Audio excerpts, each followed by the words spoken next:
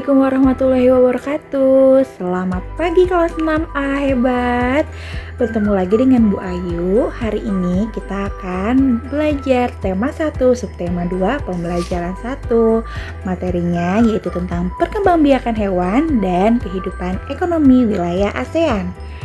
Sebelum kita mulai belajar, jangan lupa kalian berdoa dulu ya.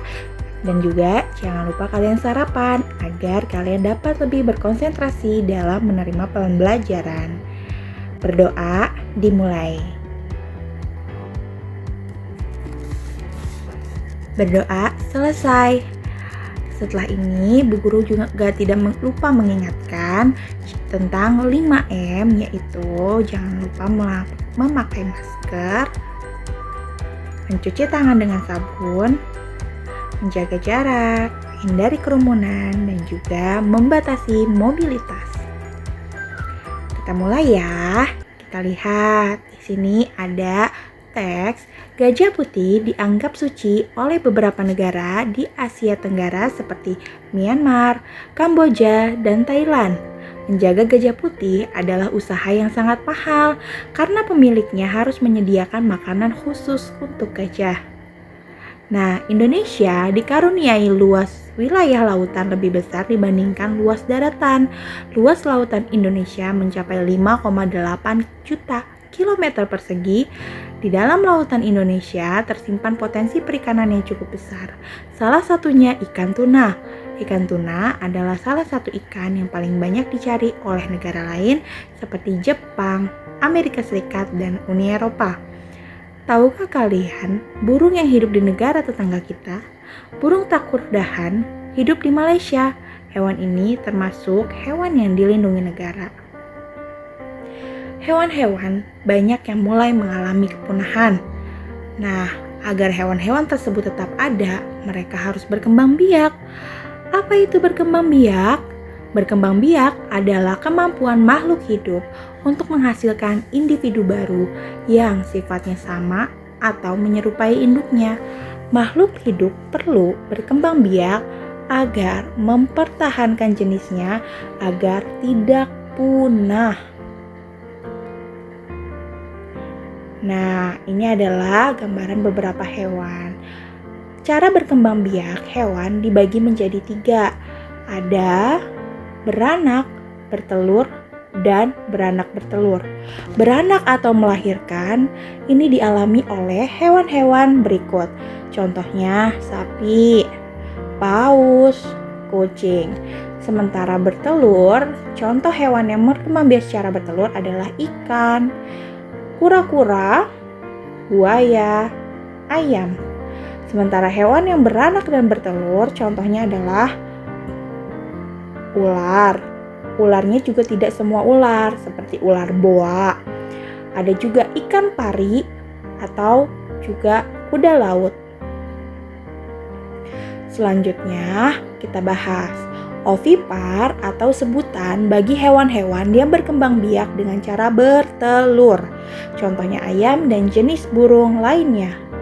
Vivipar adalah sebutan bagi hewan yang berkembang biak dengan cara melahirkan. Contohnya sapi, kucing, dan gajah. Dan ovovivipar adalah sebutan bagi hewan yang berkembang biak dengan cara bertelur dan melahirkan. Beberapa jenis ular terkadang tidak semuanya melahirkan, ada juga yang mengeluarkan anak-anaknya. Nah, selain ular ada juga ikan pari, kuda laut, dan juga ikan pari.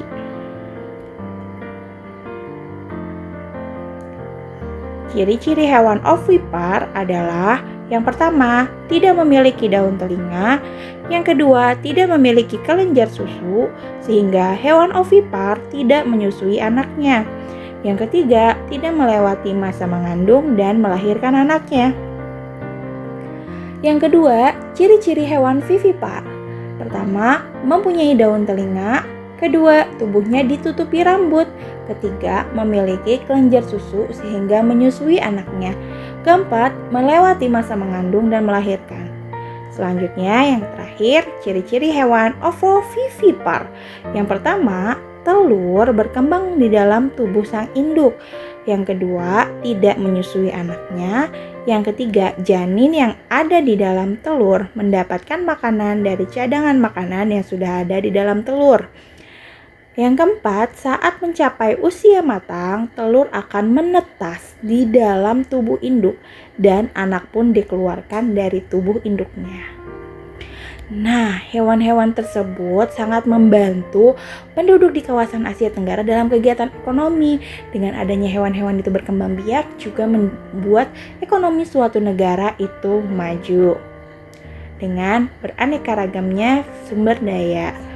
Nah, kita lihat ya, sekarang potensi ekonomi negara-negara anggota ASEAN.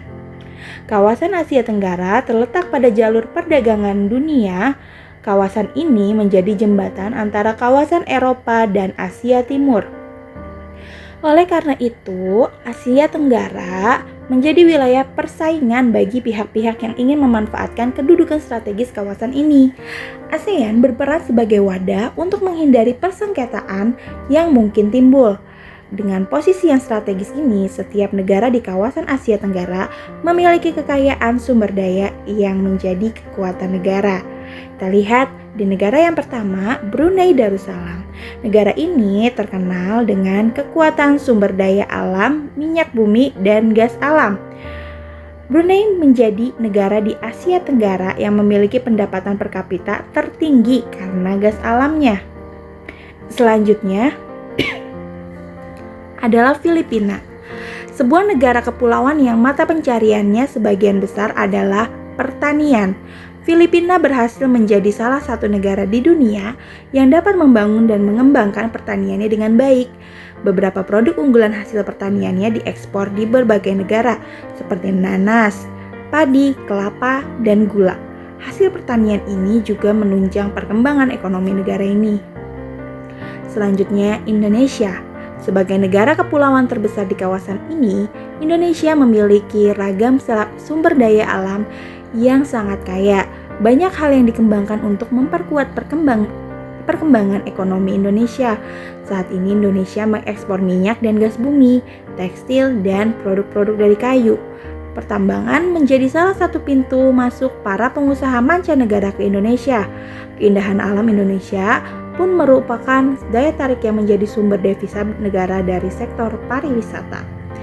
Kemudian negara Kamboja, di Kamboja mengalir sungai Mekong.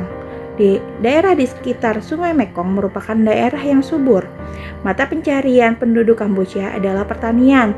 Hasil pertanian Kamboja yang besar adalah padi dan karet.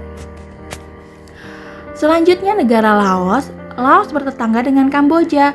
Negara ini dilewati oleh aliran sungai Mekong. Sama seperti Kamboja, kegiatan pertanian banyak dilakukan di sepanjang aliran sungai ini.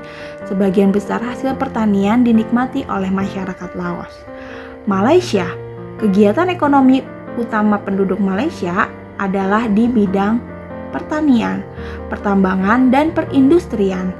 Perdagangan internasional merupakan salah satu kegiatan ekonomi Malaysia yang mengalami pertumbuhan tercepat. Peralatan elektronik, minyak, dan gas bumi diekspor ke negara lain. Produk dari kayu, minyak sawit, karet, tekstil, sepatu, dan bahan-bahan kimia diperdagangkan di dunia internasional. Selanjutnya adalah Myanmar. Mata pencarian utama penduduk Myanmar adalah pertanian, perkebunan, dan pertambangan.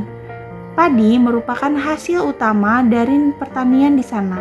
Myanmar merupakan salah satu negara penghasil padi terbesar di Asia Tenggara. Singapura merupakan negara paling maju di kawasan ASEAN. Letak Singapura sangat strategis. Saat ini Singapura menjadi negara transit teramai di Asia. Selanjutnya Thailand. Thailand sering disebut sebagai lumbung padi di Asia Tenggara. Padi merupakan hasil pertanian terbesar di negara ini. Selain itu, perkebunan, kehutanan, pertambangan, dan industri juga merupakan kegiatan ekonomi penduduk Thailand.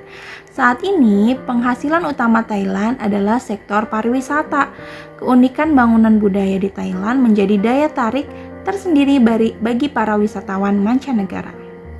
Selanjutnya adalah negara Vietnam. Setelah pulih dari Perang Vietnam, negara ini mulai berkembang menjadi di berbagai sektor perekonomiannya. Pariwisata dan turisme mendukung perkembangan ekonomi. Bidang pendukung lainnya seperti usaha jasa di bidang perhotelan, restoran, serta transportasi juga turut berkembang pesat. Nah, selanjutnya tugas kalian adalah membandingkan kondisi ekonomi dua negara ASEAN dalam bentuk diagram Venn. Bu Guru contohkan ya, jika kalian ingin membandingkan negara Filipina dengan Thailand, kalian bisa menuliskan kondisi atau keragaman ekonomi Filipina dan Thailand di masing-masing diagramnya. Misalkan Filipina kalian tuliskan perikanan karena dia merupakan negara kepulauan. Kemudian Thailand misalkan tadi pariwisata. Nah, untuk yang di tengah ini kalian isi dengan sektor di mana Filipina ada dan juga Thailand ada. Apa contohnya? Misalkan pertanian. Nah, seperti itu ya. Dan ini ya jangan kalian isi hanya satu, kalian isi dengan lebih banyak lagi. Kita lanjutkan.